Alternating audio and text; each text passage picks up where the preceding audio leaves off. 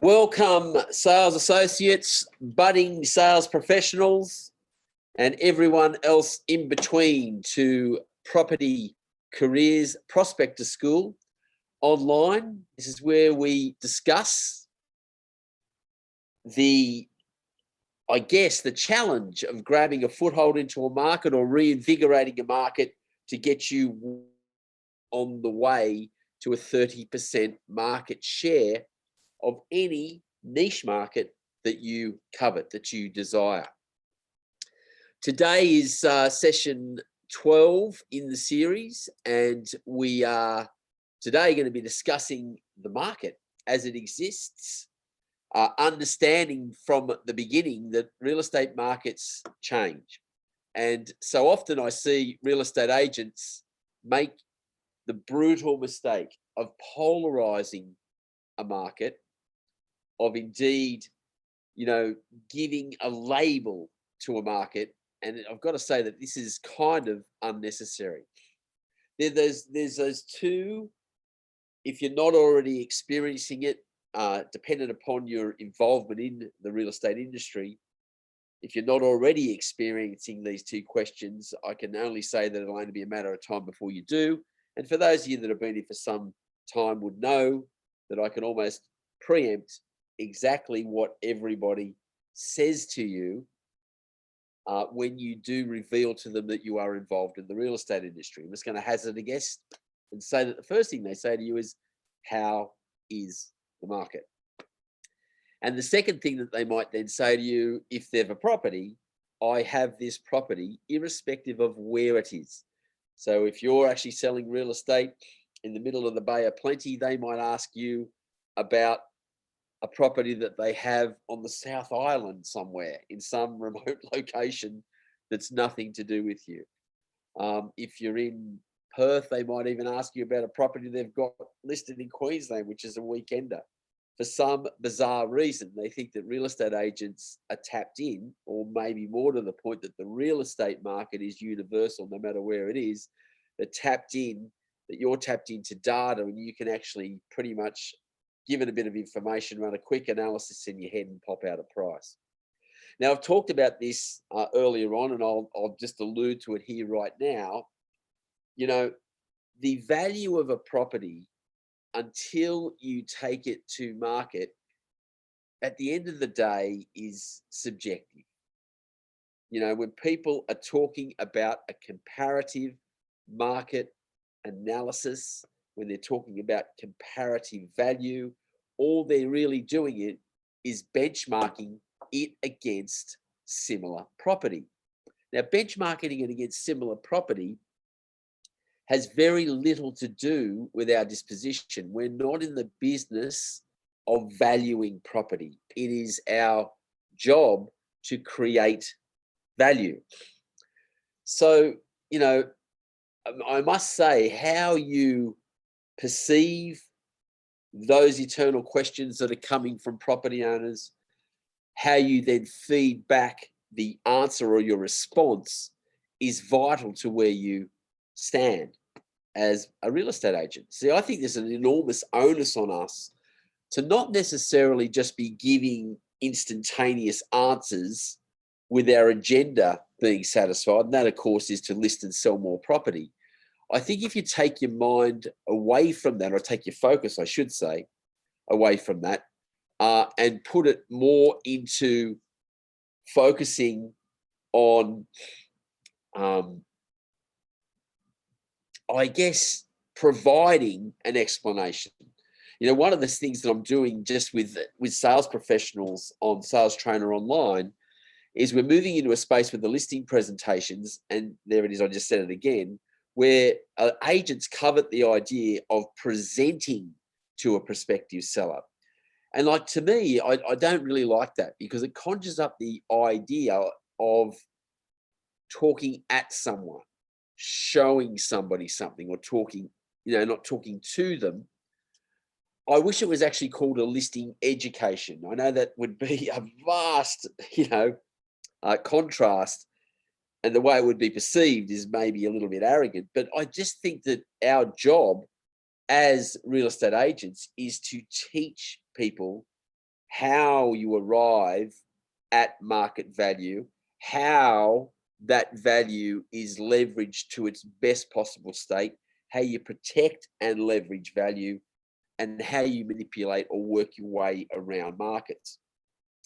You see, market is just the descriptive term. When we're talking about a real estate market, its condition and any other descriptive term you add to it is just, well, it's just that. It's just added descriptive terminology.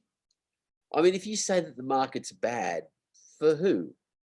I mean, it's got to be one way or the other. So if prices are being thrust down, then it's not necessarily a bad market to a buyer. But of course, if that buyer is selling in that same environment to buy, well, then it's all relative anyway. So to my mind, it's basically it's interpretation. And even then, even if we're looking at the market in as a generic state or where it is generally speaking, even then, despite that, property values in the eye of a buyer can change. So it is that it's not for you to try to regulate or control opinions, and it's certainly not for you to be definitive in your answer. We work inside of a market and it is generally kinetic. So if you've got a property that's has some distinct characteristic that prevents it from being generally compared to others. In other words, it's unique. It has some facet, it has some things about it. It can start with the location all the way to the accommodation or what it's actually got in the improvements on the property, all the way through to how it's being presented and how it's perceived. This can, for the eventual buyer, leverage the value up. So that's when we're talking about values, or even when we're talking about markets in general. I even think that's relatively onerous, at least from our perspective. So when I see agents engage in the attitude of talking about the market's good, bad, it's up, it's down, it's a buyer's market, it's a seller's market, all of this added terminology, it tells me that their perception or inside their mind, they're kind of at odds with the way that they might want it to be or how they're operating inside of it. A good friend of mine told me many, many years ago that the market's between your ears. It's how you attack it. So it's the same with this COVID situation. If I look at people that I work with in New Zealand, whether it be in the Auckland market, whether it be down in Christchurch, whether it be in the Bay of Plenty, where I seem to have a lot of people that I work with there, whether it be in Western Australia, which at the moment, if you look at the COVID situation, they're virtually unaffected. The same in New Zealand somewhat. I mean, they have been affected. The whole globe has been, but not nearly as harshly as the eastern states in Australia are right now with, lockdowns and all that sort of stuff. But it's still, the market is just the way in which you approach it. So as lockdowns have started to occur or not occur, as economic conditions have started to weigh in and changes weigh in, it's the agents that look at it for its relativity. It's the agents that look at the real estate equation and make it centric to what really matters, that demonstrate that single word. If you are taking notes, I put this in bluntly for you, especially given that many of you are starting out on your real estate journey, or you might be aspiring to start on your real estate journey. The major focus that everyone should have is that of professionalism. That you need to look at it and understand that there is a huge responsibility for your interpretation of what's going on in the market and your relay of what's going on in the market to the advantage of sellers. So there's a lot of reluctance with a number of property sellers in a lot of markets at the moment saying, given the current state, look, we don't want to put our property on the market without finding something first. And if you look at that in the situation that it's present, it's a little bit of a nonsense. Because if everyone thought like that, we'd have a Mexican standoff all round and nobody would be projecting or putting their properties onto the market. So, of course, this means that you've got a lot of people that are unfortunately coming into contact with agents that do not have the professional capacity or the understanding to educate sellers as to how the methodology works. So I say that if there's a simple response, there's a simple answer to that question. So if you're prospecting, if you're out there and you're talking to a prospective seller or somebody engages you and they say, how's the market? There's a universal truth, a universal answer that you can give them in response that will then lead potentially to you being engaged as a real estate agent. Now, to do this properly, you've got to let go of wanting something. You see, I think the thing that betrays a lot of real estate agents is we just push because we want the listing rather than give. Yeah. With the idea that if you give to enough people, if you're open and honest with enough people, if you present the situation as it stands, and then you show through your professional capacity the things that you can offer that they can't offer themselves, then the whole dynamic changes. The answer to the question when somebody says to me, how's the market, is this. I just basically say to them, if we had more, we'd sell more. What is it that you're trying to do? And they look at me and they say, what do you mean? Well, so you're obviously asking about the real estate market. Is there a move that you'd like to make? Now that's, again, a fairly onerous word when we say move. That can mean like just making a move, like what's your next move? It can be actually physically moving house. It could be, they might be selling an investment property. What sort of move do you want to make beyond that? Because the reality is that people sell, as you've heard me say many, many times before, for reasons.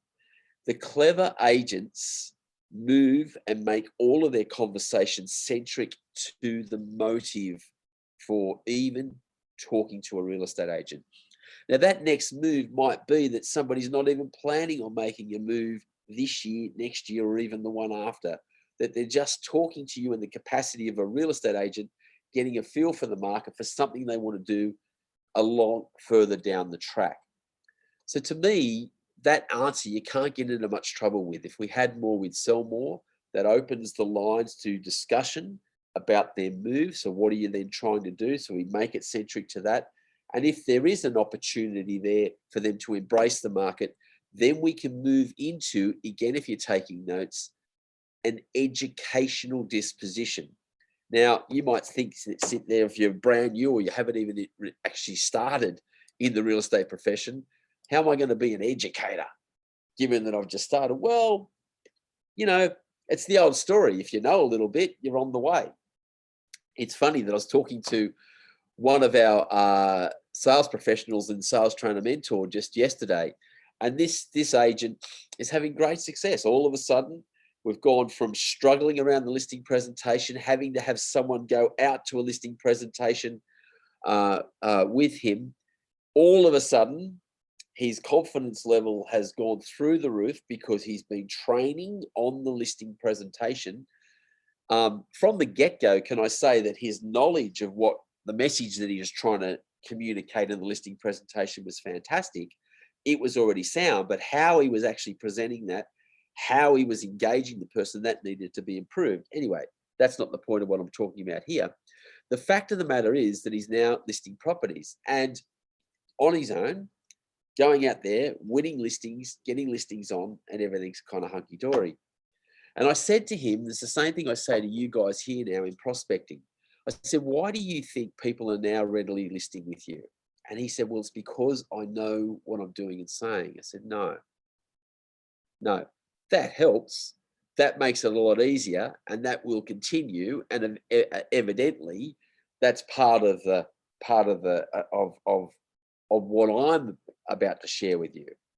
But let me tell you why people are listing with you now more freely, and it seems to be happening with the greatest degree of ease, and it will continue. But there will come a time when it'll start to drop, and I'll explain why.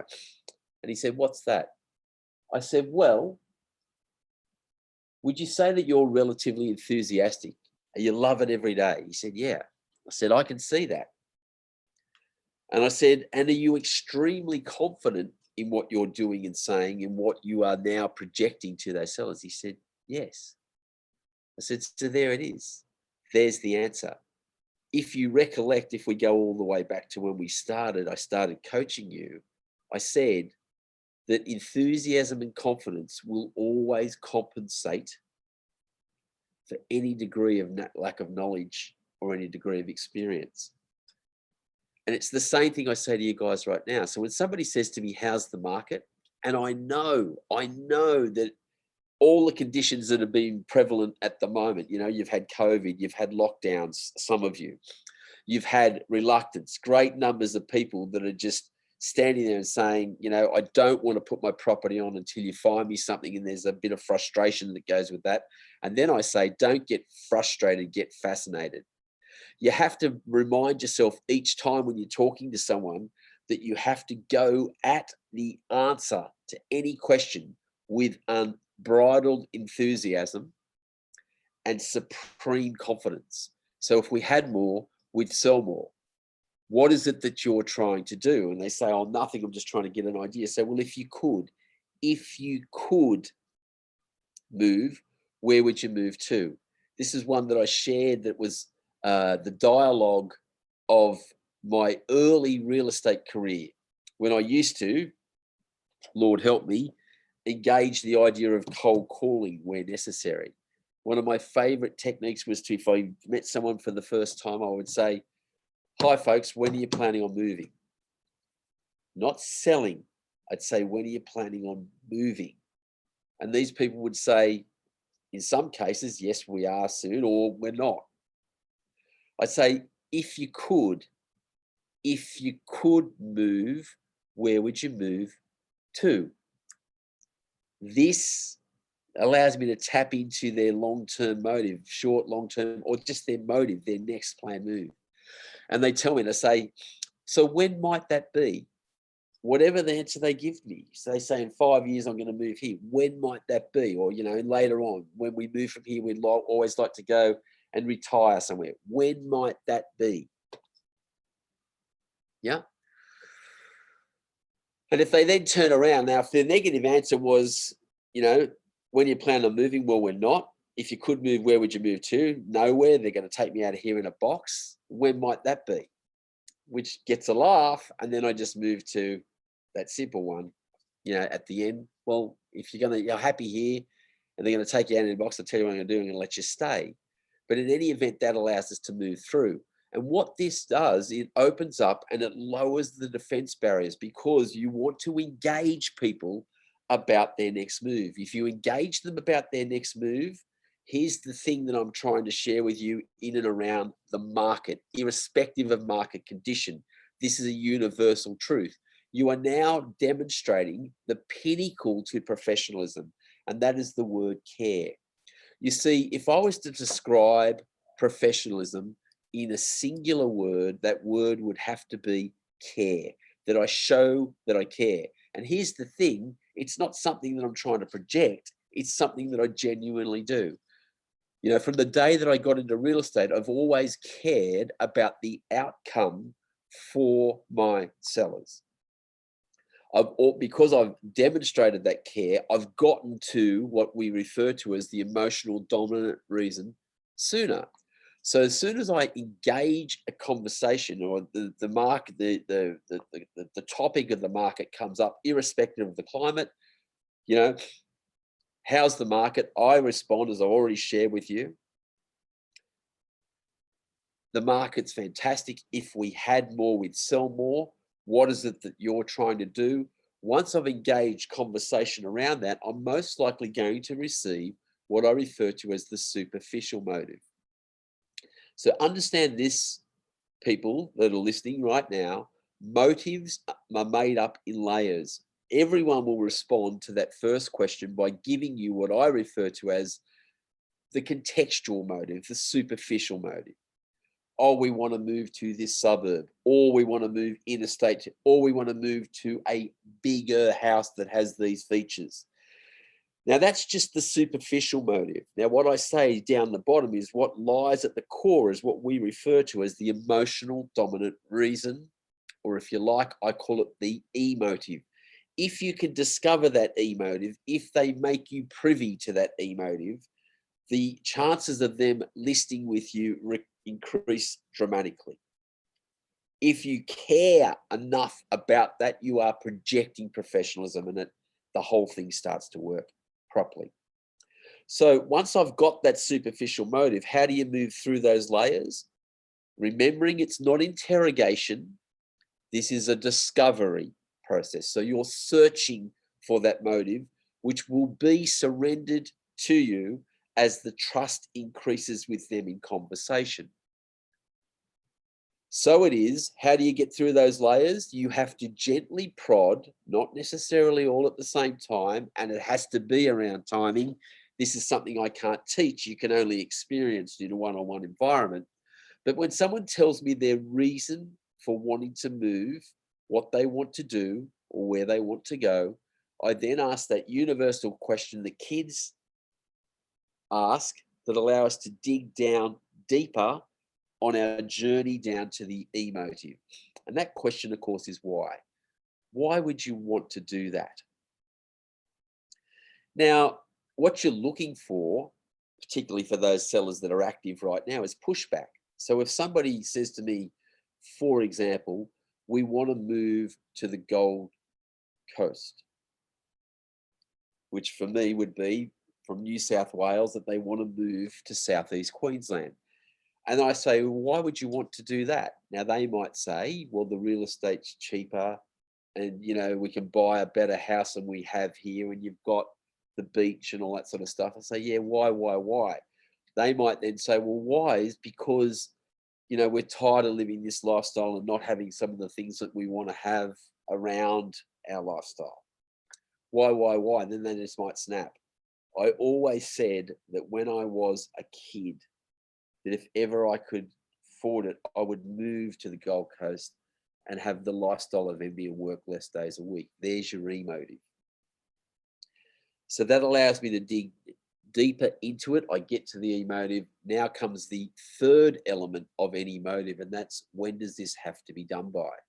You see, if in conversation you are privy to it, or you have developed a relationship where that property owner is happy to divulge to you their motive in terms of what or where they're trying to go to, why they're trying to do it, and exactly when, for you to move from there to actually winning the opportunity to run a listing education to them and list that property, it's just academic, and the whole thing unfolds beautifully.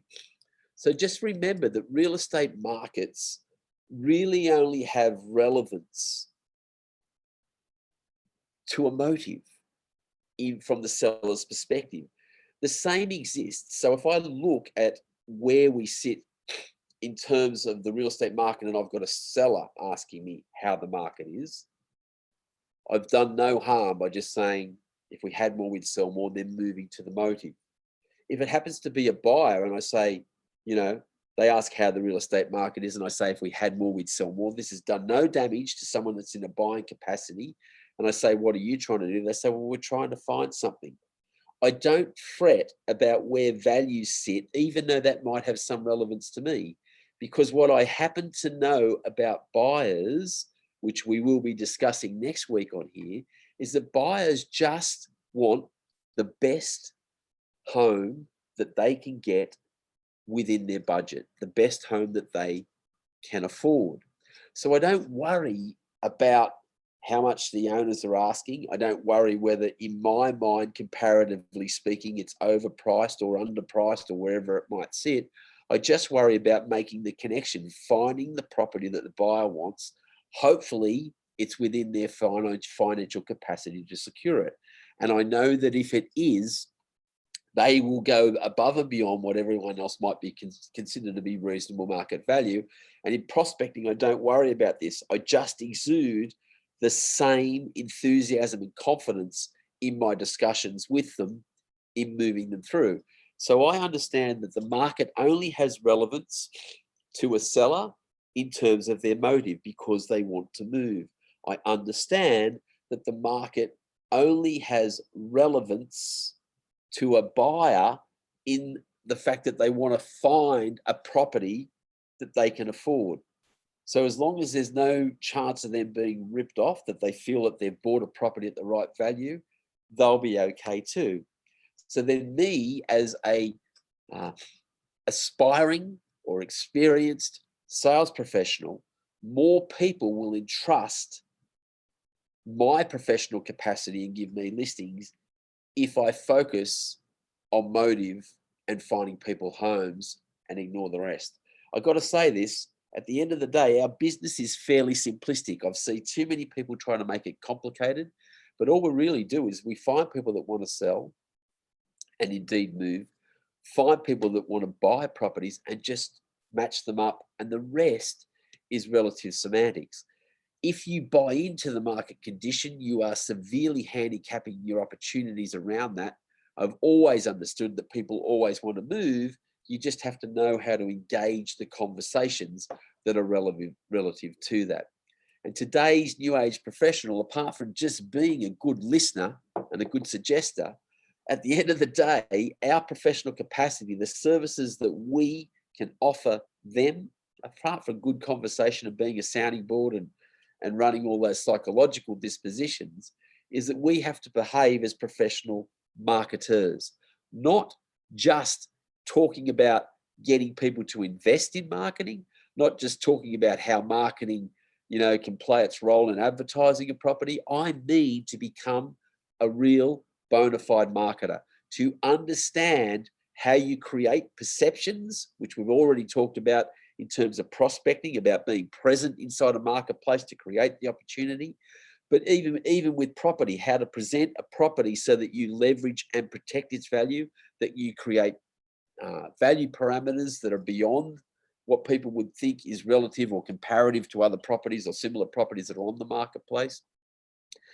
Our ability as a negotiator, not just talk about negotiation, I mean literally be a great negotiator. That's so much so that you understand that every minute of every day that you work in your professional capacity is most likely in a negotiable situation, and that you need to understand the fundamental principles and be acting those out accordingly in the way you discharge your capacity as a professional. And then last but by no means least, your ability to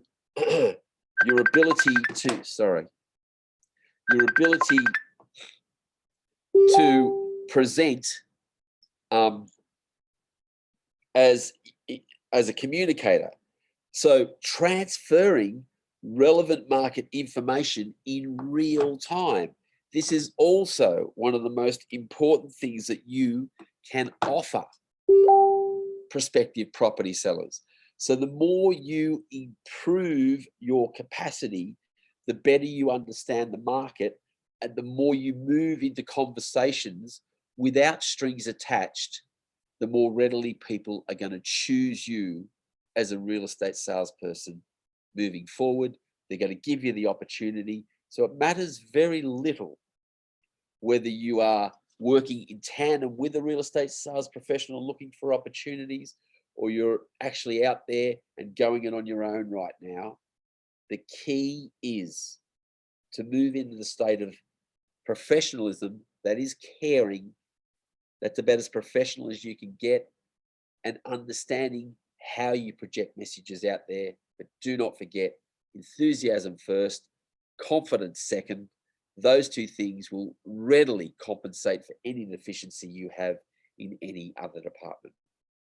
My name's Mark Dwyer. This is Property Careers Prospector School. You can reach me, Mark, with a K, at propertycareers.com.au, or you can call me on +61 410 592 165. And I look forward to joining you on our next installment of Property Careers Prospector School online.